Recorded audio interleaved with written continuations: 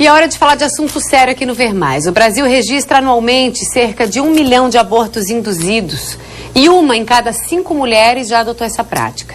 O abortamento clandestino constitui a 5ª causa da morte materna no país. Esses dados são do Ministério da Saúde, agora de 2014. Só para traçar um comparativo, em 2001, no Brasil, foram registradas mais de 9 mortes de mulheres por abortamento para cada 100 mil nascidos vivos.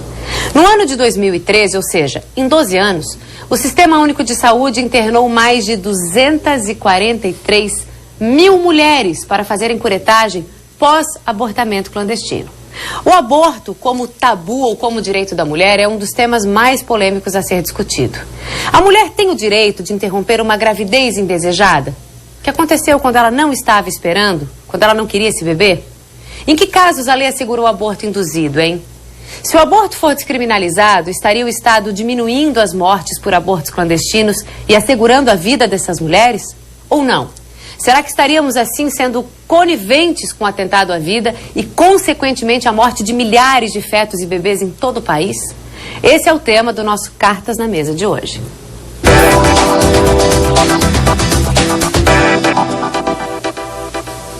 Para debater esse assunto, eu recebo aqui a minha querida Rosane Magali Martins, advogada e também escritora, a jornalista, a Mileide Silva, o advogado Dr. Honório Nicolati e também o nosso Dr. Belarmino José da Silva, que é ginecologista, obstetra e sócio do Ver Mais. Aliás, o Dr. Honório também é sócio do Ver Mais.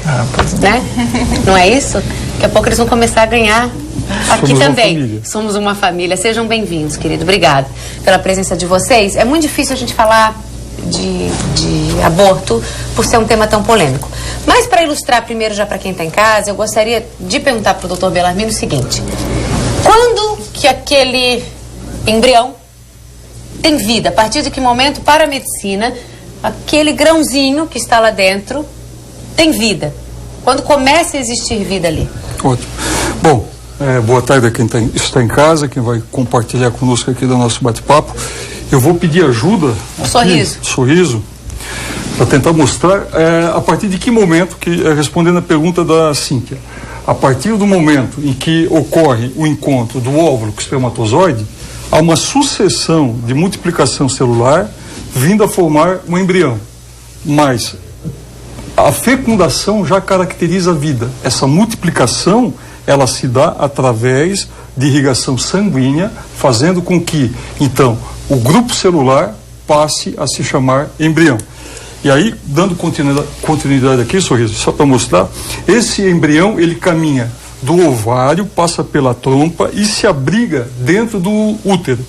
Aqui é um embrião de 6 semanas. Ele já tem a parte neurológica formada, os membros. O bebê, ele não está maduro, mas ele está em estágio de formação. E aqui, brincando com os colegas antes do início, eu trouxe o nosso bebê Ver Mais, que já é bem conhecido de quem nos assiste. O embrião, ele não é um feto ainda, ele só vai ser feto acima de 12 semanas, com 12 semanas, e ele já tem todo o sistema neurológico. Não, mas ele já é uma mini pessoa. Exatamente, ele não é maduro, mas ele já está desenvolvido, tá? Ele vai precisar desenvolver, mas precisa dos acabamentos, mas a estrutura toda já está feita. No momento da fecundação já se considera para a medicina que é vida. E se você, só para fazer um adendo, e tem 3 situações importantes a gente colocar aqui. O que é o abortamento? Gestação interrompida antes de 20 semanas. Trabalho de parto prematuro entre 20 e 37 semanas. E o natimorto é aquele feto que vem a nascer após 37 semanas. É sem vida. E sem vida. Aí ele é natimorto. Acho que com isso já dá para explanar e podemos pôr na roda. Há quem ache que o aborto é um direito da mulher, há quem não ache. E eu queria ouvir as 2 mulheres lindas que estão aqui comigo sobre esse assunto que é tão polêmico. Depois a gente vai falar em questão legal, doutor. Qual o teu posicionamento em relação a isso, Rosane? A mulher tem direito de interromper uma gravidez que não foi planejada, que não estava nos planos naquele momento? Eu não falo por mim, eu falo por um coletivo, o coletivo feminista Casa da Mãe Joana. A gente discute muito esse tema, principalmente do domínio das pessoas que querem ter sobre o corpo da mulher. A mulher tem o direito né? Nós defendemos isso, de interromper uma gravidez num período que a gente considera seguro, até a 12ª semana, quando ainda não tem um coração, e, o coração está, né? Eu acho que ele já se formou, sexta semana já tem um coração, mas não tem cérebro ainda, o cérebro não está totalmente formado, mas não está formado, e todos os países da Europa, no México, Uruguai, eles permitem esse abortamento como um direito da mulher. Primeiro, a questão de saúde, porque as mulheres abortam sim. Uma pesquisa mostra que 81% das mulheres que abortam, elas já têm filhos, e que 88% têm religião, ou são católicas ou são evangélicas. Então não adianta dizer que a religião é contra. A religião é contra, mas tem até na Igreja Católica tem o movimento das mulheres, o movimento das mulheres poderem decidir de terem ou não o filho. E a gente sempre que fala do aborto, se controla a sexualidade feminina, nós é que temos que cuidar de ter ou não ter filhos, como se o homem, né, que é produtivo, ele é produtivo todos os dias, ele pode copular com qualquer mulher, qualquer momento, qualquer dia, ele tá procriando. Nós não, a gente tem um limite. Os métodos anticonceptivos, eles não são 100% seguros. Nenhum deles, e o doutor pode confirmar isso, nenhum deles é 100% seguro. Camisinha estoura, DIU tem falibilidade, a pílula anticoncepcional também tem. Agora, quando acontece a mulher engravidar, todo mundo quer que ela assuma, como se fosse uma coisa sacralizada. Ai, a gravidez é uma coisa linda, maravilhosa. É linda para quem? Depende, tem mulheres que é lindo, maravilhoso, tem um companheiro, tem estrutura. Agora, para as mulheres que não têm, ou que não querem mais ter filhos, porque sobra sempre para a mulher, a condição da mulher é sempre penalizada. Então a gente tem que discutir essas questões, porque diz respeito ao nosso corpo, né? A nossa sexualidade. E eu não gosto muito de, quando vem todo esse dogma cristão, se tem vida, não tem vida, eu acho que isso está além dessa discussão, sabe, Cíntia? É uma coisa muito séria, muito grave, e que está na hora de a gente realmente olhar isso de frente. São 5,3 milhões de mulheres que abortam e 5 milhões de mulheres que têm filhos sem pai. É uma pesquisa do Conselho Nacional de Justiça que diz 5 milhões de crianças são que não têm pai. Então é muito bonito dizer assim, ó, engravide, fica com seu filho, é linda a maternidade. Mas é ela que vai ter que levar para a creche, vai ter que cuidar, vai ter que dar... vai ter aquele filho carinho, que tá com todas as deficiências porque não tem um pai, quem é meu pai. Então, é uma hipocrisia social, às vezes, a gente pensar que é tudo muito lindo, muito maravilhoso. Então, os outros países mais modernos, mais avançados, que não têm a religiosidade, né? A religião não manda no país, né? O nosso país também deveria ser assim, a bancada evangélica, a bancada cristã, não deveria interferir no legislativo, deveriam assegurar esse direito da mulher. Não quer dizer que nós vamos sair abortando, mas se a gente não quiser ter, a gente tem que ter direito. Um adendo importante. Na sua colocação, a doutora colocou que não importa se tem vida ou se não tem vida. Não, até a 12ª semana, todos os países da Europa... Bom, nós estamos falando de Brasil, né? Não, mas a gente tem que pegar subsídio e o ser humano. E o ser humano. Então, assim, a partir do momento que a vida... ela já existe. Então, você pode ser então a gente tem que conservar sexagenário. Aqueles óvulos fecundados em laboratório tem que ser mantidos lá, não pode descartar. Aquilo é vida também. Aí uma mulher que é estuprada também não poderia abortar, porque também é vida. O doutor Honório vai confirmar isso. E a mulher que faz o aborto e morre, a vida da mulher não importa? Se você me der um adendo, eu adende. Então, assim, o doutor Honório depois deve corroborar isso. Fruto de estupro, sim, anencefalia, tem as questões legais. Quando coloca em risco a vida da mãe, porque se tudo na vida a gente passar a se automartirizar, e você, enquanto mulher, eu vejo assim, se vitimizando um pouco. Não, porque a partir, eu tenho filhos, mas eu também já abortei. Com licença. A partir do momento que a mulher está tendo uma vida sexual ativa, ela tem que estar consciente das consequências. E como pode ser uma gravidez, pode ser uma DST, pode ser uma HIV. Pode, para o homem também. Aí o homem que fecundou essa mulher, ele sai lindo, batido. A gente teve um caso agora, semana passada, de uma menina de 20 anos que matou um bebê. A gente não sabe as condições que aconteceram aquilo, mas imagina o sofrimento dessa mulher.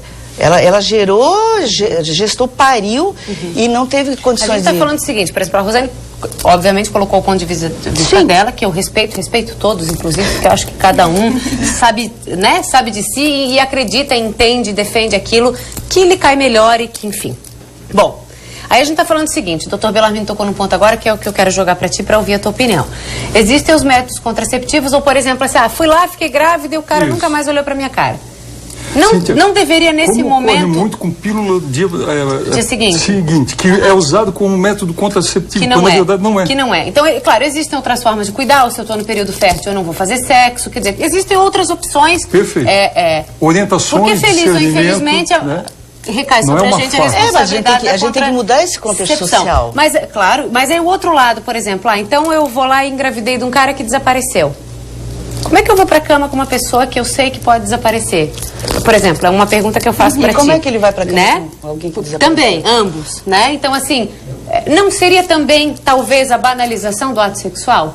Sim, eu me encaixo um pouquinho dentro disso. Eu sou mãe solteira, o pai da minha filha, ele me dá toda assistência, inclusive financeira, tudo mais, mas eu estou no dia a dia com a minha filha. Quem cria tua filha és tu? Somente eu. Somente eu. Lógico, eu tenho o apoio da minha família, né, do meu pai, Não tinha dos um meus relacionamento irmãos. com ele? Morei 4 anos com ele, né, em outra cidade, não era aqui em Blumenau, mas quando eu voltei para Blumenau, eu criei ela sozinha, crio ela sozinha. Como se fosse um casal separado. Exatamente. Tá. Ele vem a ver com frequência, esse relacionamento pai e filha existe, até porque é uma questão que eu prezo muito, Mas né? sabes o quanto é difícil criar um filho sozinho. Exatamente. Né? Exatamente. E superou todas as adversidades aqui colocadas na situação de vítima. Né? A mulher Teria é coragem muito de abortar mais. hoje, Leide? Nunca. Uma de gravidez forma alguma. agora, sei lá, conhecer alguém, pintou um clima, tchaca-tchaca na buchaca, fiquei grávida. E agora? O que tu farias? Não. Com alguém que não tivesse um aceitaria. vínculo afetivo, porque a gente tá falando aqui já da questão do sexo, né? Sim, Pelo sim. sexo livre, para as pessoas que acham que Mas que eu cabe teria na vida dela. novamente, até porque cabe a cada mulher se cuidar, se prevenir, tem todos os Ou métodos, os homens né? envolvidos no Exatamente.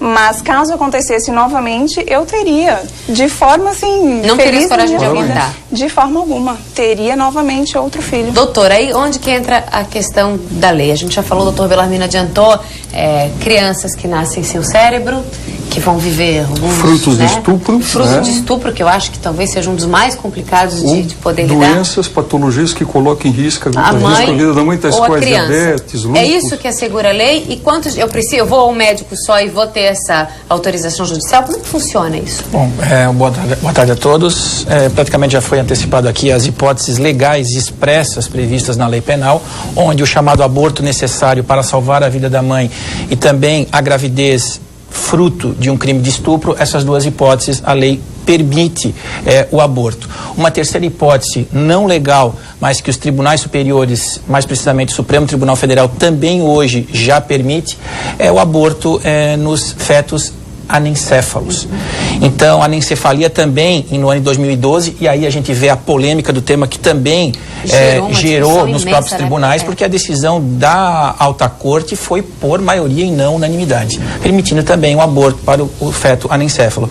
E, por fim, criminaliza a lei não só a gestante, que pratica o aborto ou que consente, e também, obviamente, aquela pessoa que nela pratica, e aqui eu tenho que falar, na hipótese legal, o crime de aborto. Tá, então aborto é crime pela lei, né? De 3 a 4 anos quando consentido pela mulher e quando não, para o profissional que o fez, acho que... A pena pode chegar até 10 anos, né? Até 10 anos em uma dessas hipóteses, e sempre com as causas de aumento, nas hipóteses de causar a gestante lesão corporal, nas suas várias modalidades, ou até mesmo ela vindo a óbito. A pena pode ser duplicada. Só para esclarecer que a anencefalia é o fato do feto vir sem o desenvolvimento cerebral, ou seja, vai ser um ser vegetativo. Então, isso impossibilita a vida. E a pena, só complementando essa situação do Supremo, vários pareceres naquela decisão demonstraram que a ciência diz que o feto ele vive, na sua grande maioria, por alguns segundos. Então, para evitar esse transtorno todo a gestante. Antecipar o sofrimento da mãe, minimizar. Interromper antes. A gente tem que parar aí para o intervalo, mas aí depois tem outras coisas que eu quero falar com vocês. Hoje, não vou falar o nome do remédio aqui, mas todo mundo sabe que se chega facilmente a esse remédio, que faz com que o aborto aconteça, A maioria das mulheres utiliza esse remédio dentro de casa, toma junto com alguma amiga ou com alguém que fica cuidando durante aquele período. Nem sempre essa história dá certo quando não fazem clínicas clandestinas, e aí vem o grande problema. Essas mulheres têm que procurar a unidade de saúde porque elas precisam fazer a curetagem, e aí vem toda uma dor de cabeça. Um tal do remedinho que todo mundo sabe que faz com que o aborto aconteça. Muitas mulheres não conseguem abortar sozinhas e acabam tendo complicações e procuram a rede de saúde para resolver o problema, que é um grande transtorno, porque a gente sabe o que tudo isso causa. Daí vem o medo da punição de falar que é aborto, e aí começa uma grande história. Nós estávamos falando o seguinte no intervalo: a mulher tem o direito de escolher se quer ou não ser mãe. Aí a pergunta que eu joguei para a Rosane foi a seguinte, agora que entrou o programa de fica mocinha. É o seguinte: ao invés de tirar um bebê, não é mais fácil evitar a chegada dele? Os métodos anticoncepcionais não são 100% seguros. Não são nenhum Pode deles. Acontecer. Nenhum deles. Tem uma pesquisa recente americana. Não transar americana. não seria solução naquele período? Aí é que está. Nós temos que não transar. Os homens podem transar e fecundar todas as mulheres. É uma questão também de direito à sexualidade. E a responsabilidade é de ambos, do homem e da mulher. Quando a mulher engravida, casada ou não, solteira ou não, ela tem que ter esse direito de, num período seguro, que aquele embrião ainda se transformou num feto, de fazer. Eu estive em Cuba, conheci a sistemática legal e de sistema de saúde de Cuba, e as mulheres são muito tranquilas, muito felizes lá. Eu fui ao México, também lá no México as mulheres podem abortar. São bem resolvidas. Elas, assim, o índice de mortalidade em decorrência de aborto diminuiu drasticamente. Então é uma questão também assim, eu vou preservar a vida das mulheres. Mortalidade da mãe, não das crianças. Porque as mulheres morrem abortando. E elas abortam, tá? As mulheres abortam quando elas não querem um filho. É um filho indesejado. Mas aí nós teríamos que ver melhor a questão de estrutura de saúde do país, de educação. Sim. Nós estamos numa situação tão caótica, Rosane, que para a gente poder se arvorar a exigir muito do cidadão ou da cidadã, e quero fazer um adendo em relação à sexualidade. O homem, sim, tem a sua parte de responsabilidade, sim, 50%. E existe o preservativo. A mulher tomando o contraceptivo, que é 99,99%, é uma dízima periódica, não, 99. mais o preservativo, a possibilidade de não se ter uma gravidez não planejada, aí é onde eu quero colocar parte do homem também, é do casal, não é só da mulher. E a mulher passar a exigir do parceiro também esse preservativo. Porque não é só um filho que está em jogo. Sim, é uma doença. É um transtorno que vem para toda a sociedade. E o que ocorre? A maior parte, ao invés de procurar sistema de saúde, pergunta para amigas sobre como fazer o abortamento. Nós que estamos no fronte... É crime, doutor. Você não pode acessar isso, viu, ir num médico. A gente chega no pronto atendimento, mulheres se esvaindo em hemorragia, por erro de dosagem do medicamento, porque não foi bem orientada. Então, assim, eu acredito muito que a gente possa ter uma política de orientação, prestação de serviço à gestante, pré-natais bem feitos. Essa divisão não é só questão da mulher, é o casal. O homem tem sim a sua participação. Tem 5 milhões de crianças sem pai, doutor. E a mulher tem que exigir, a partir do momento que a mulher exige o preservativo e está tomando anticoncepcional, eu diria que é praticamente zero a possibilidade de ocorrer. Agora deixa eu jogar a pergunta para cá. Se a gente, se o aborto fosse descriminalizado, será que nós não teríamos menos crianças? O meu papel aqui é fazer advogado do capeta, né? Eu sou obrigada a jogar os dois lados aqui para que vocês entendam. Será que a gente não teria menos crianças abandonadas se o aborto pudesse ser feito? Por exemplo, uma mãe leva uma gestação à frente, como a gente vê vários casos, joga a criança na privada, no cemitério, abandona, abrigos cheios. Será que talvez não seria uma solução para essas vidinhas que estão por aí, dependendo da boa vontade dos outros e da adoção de outros? Sim. Concordo em partes, mas aí eu acho que entra um pouquinho também do bom senso, da estrutura familiar. Independente, aí eu discordo um pouquinho da senhora, independente da pessoa ter um relacionamento, ter uma base familiar, que é o que toda mãe gostaria de passar para a criança, mas eu acho que cabe a ela ter a responsabilidade sobre a criança e levar em frente. É minha filha, eu preciso criar. Até independente, porque, como na hora de ir para a cama todo mundo quer ir. Exatamente. E na hora da responsabilidade... Independente do que aconteceu lá atrás, quem errou? Independente de quem errou, a criança existe. fato. Então vamos educá-la da melhor forma para que ela não caia no erro que nós cometemos lá atrás. É porque vocês veem o argumento assim, mas não tem o que dá para comer. Né? Eu não vou ter como alimentar essa criança. Cíntia, eu não vou ter como criar. As mulheres que abortam hoje não são da classe... tem da classe média baixa, tem da classe média, tem da classe alta. Classe todos elevada. Os níveis sociais abortam. Mulheres que são católicas, evangélicas abortam. O aborto, ele é uma realidade. E ele mata. Ele mata muitas mulheres. E se a gente for preservar a vida também, a vida da mãe também tem que ser levada em consideração. Se fosse tirada a criminalização do aborto, poderia ser orientada nos países que já têm implementado essa mulher que, né, engravidou, ela tem assistência psicológica, médica, das consequências disso, e ela é que toma a decisão. Só porque a gente luta pela descriminalização, não quer dizer que todas as mulheres vão abortar. É um direito dela querer ter o filho ou não, se ela tem uma estrutura familiar ou não, se ela tem afeto ou não, ela vai poder decidir. Eu gostaria novamente, doutora Rosane, assim... A gente está do lado, assim, para isso, né? Para me cortar o tempo todo. De propósito. Na verdade... E esse bebê aqui do lado. Na verdade, doutora, quando fala no direito do seu corpo, está tolhendo o direito do embrião. O embrião não pediu para vir, o embrião é uma realidade. Mas na natureza o feto já está ali, né? Na natureza então, existe aí... A sexualidade como foi muito bem colocado, eu acho que nós temos que partir de uma estrutura, de uma questão familiar, pessoal, individual, e provações, se cada revés... E o direito dela decidir se ela quer. Se cada revés que a gente tiver na vida, a gente catapultar, ou seja, ficar o coitado e tentar... Se não peitar, houve a gravidez... que o doutor disse que a gente está se vitimizando. As mulheres não estão se vitimizando. A gente quer ser protagonista da nossa história e o domínio sobre o nosso corpo. E lhe perguntar consultório, doutor, eu não quero ter esse filho. Qual é o método, qual é o período que eu posso abortar de uma forma segura, que não vai me provocar danos, que esse embrião não tem cérebro ainda, o coraçãozinho acabou de se formar. A partir do momento que a mãe é gestante, ela vai ter todo o meu apoio. Mas se fosse descriminalizado e eu fosse procurar no seu consultório, você teria que me orientar e eu iria tomar a decisão mais adequada e mais correta, dentro das minhas condições. E assim, agora, ser crime, colocar 5 milhões de mulheres na cadeia que já abortaram, a lei protege todos os casos e coloca em risco a vida da mãe, ou seja, uma gama de patologias que em momento algum vai fazer com que essa mulher vá a óbito, ou se esse caso existir, a lei protege e vai ser interrompida. Tenho que interromper vocês por causa do nosso tempo. Doutora Honório, a gente falou do remedinho ali, né? Que a gente sabe que vende, as pessoas conseguem na internet, num clique.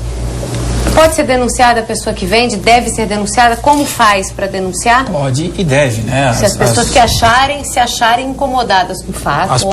As polícias têm os canais específicos. A inclusão desses remédios traz uma pena altíssima no Código Penal, cuja pena mínima é de 10 anos. Então, penas até mais altas do que outros crimes, inclusive até o próprio aborto. E o que eu chamo a atenção aqui também, essa discussão sadia em relação ao crime de aborto, mas outros crimes que podem também acontecer muitas vezes quando não ocorre o crime de aborto, como já foi citado aqui em alguns exemplos, o crime de infanticídio, que é o tal do estado puerperal em que a mulher se encontra, o próprio homicídio, se ela está consciente e quer tirar a vida da sua criança, e até mesmo essa inclusão de remédios, né, dessas drogas que muitas mulheres infelizmente usam para fins de dar fim à vida do seu filho, e às vezes até ela mesma pode vir a falecer nesse sentido. Tem mulheres, que é bom deixar claro, que usam o aborto como uma prática comum. Eu li a respeito, inclusive para fazer o programa de hoje, uma americana que ela já fez 16 abortos. E isso me chocou muito, porque uma mulher por 16 vezes ter uma gestação, eu tenho que ir embora, eu sei, pipoca, e abortar as 16 vezes é uma outra discussão para um outro programa, porque vamos ter agenda do ar. Amei receber vocês. Obrigada. Pensa em casa sobre esse tema, discute e fala sobre isso com a família. É importante, é interessante.